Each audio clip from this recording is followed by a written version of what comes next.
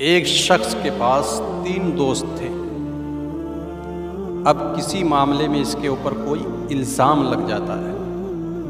اب کچہری، کورٹ، عدالت میں اس الزام سے بری ہونے کے لیے اس کو 3 گواہوں کی ضرورت پڑتی ہے۔ 3 ضمانتی اس کو چاہیے تھے۔ تو اب یہ ضمانتی تلاش کرتے کرتے جب پہلے دوست کے پاس پہنچا تو اس کے اس پہلے دوست نے ضمانت لینے سے انکار کر دیا۔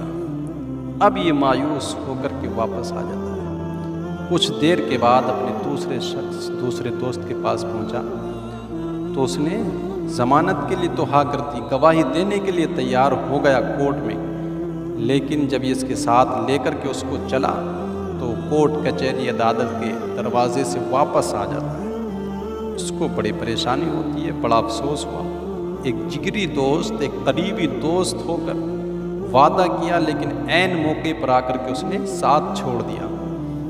تیسرے کے پاس جب یہ پہنچا تو اس تیسرے نے عدالت میں گواہی دینے کے لیے اپنی راضی ظاہر کی رضا اور کورٹ میں جانے کے لیے تیار ہو جاتا ہے، اور اس کے ساتھ وہ اس کی عدالت میں جاتا ہے اس کی گواہی دینے کے لیے۔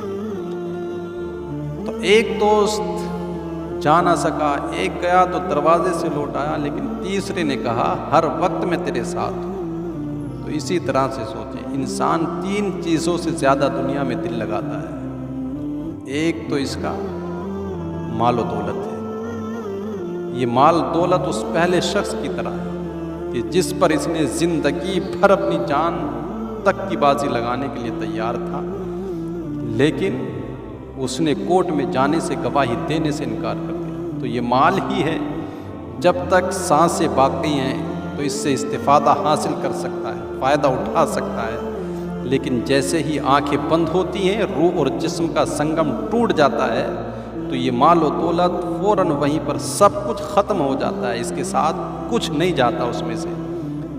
دوسرا شخص جو کورٹ کے عدالت کے دروازے سے لوٹ آیا تھا، یہ اس کے رشتہ دار تھے، جو اس کو کفنا کر، غسل دے کر کے، مسیری پر ڈال کر کے قبرستان تک لے گئے۔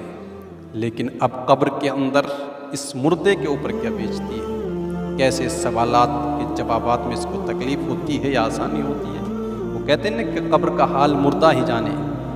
تو یہ دوست، احباب، اعزاء، اقربا گھر سے لے کر کے قبرستان تک ساتھ تھے، اس دوست کی طرح جو کورٹ کچہری کی عدالت کے دروازے سے لوٹ آیا تھا، ساتھ نہ جا سکا، گواہی نہ دے سکا۔ تو آج ان کے ساتھ ہم نے وقت بھی ضائع کیا، نمازوں کو چھوڑا، رب کے حکموں کو توڑا، دوستوں کو راضی کرنے، رشتہ داروں کو راضی کرنے میں دل لگایا، لیکن یہ سب کے سب قبر تک کے ساتھ ہی تھے۔ آگے کوئی کسی کے ساتھ نہ جا سکا، کوئی کسی کا پرسان حال نہیں ہو سکتا ہے۔ لیکن وہ تیسرا شخص جس نے کہا ہر وقت میں تیرے ساتھ ہوں اور تیری گواہی دینے کے لیے تیار ہوں، جو کورٹ میں گیا بھی اور اس نے گواہی بھی دی، اس کا ساتھ نہیں چھوڑا تھا، اس تیسرے شخص کی مثال دینے کا مقصد یہ ہے، اس تیسرے دوست کی طرح جو ہے تو اس کے اعمال صالحہ، نیک اعمال، اچھے اعمال جو زندگی میں رہ کر کے کیے۔ اعمال صالحہ ان کاموں کو کہا جاتا ہے جو اللہ نے جن کے کرنے کا حکم دیا، ہم ان کو کریں، جو شریعت مصطفیٰ کے مطابق، سنت مصطفیٰ کے مطابق ہو۔ اس لیے کہ مال و دولت گھر چھوٹ جاتا ہے، دوست، اعزاء، اقربا قبر تک چھوڑ کر کے آ جاتے ہیں، لیکن قبر سے لے کر حشر تک، حشر سے لے کر جنت تک جو کام آنے والے ہیں وہ ہمارے اعمال صالحہ ہی ہیں۔ لیکن آج انسان اعمال بھی اکٹھا کرنے کے لیے تیار نہیں ہے، اس کے دامن میں کچھ ہے نہیں۔ اگر بات نیکی کی آئے تو گارنٹی سے کہہ نہیں سکتا کہ یہ ایک نیک کی میرے دامن میں ہے، لیکن بات اگر گناہوں کی ہو تو شرم سے پانی پانی ہو جاتا ہے۔ اس لیے کہ جانے میں، انجانے میں کتنے صبح سے لے کر شام تک، دن کے اجالے میں، رات کی تاریکی میں گناہ کیے، دامن بھرے پڑے ہیں گناہوں سے۔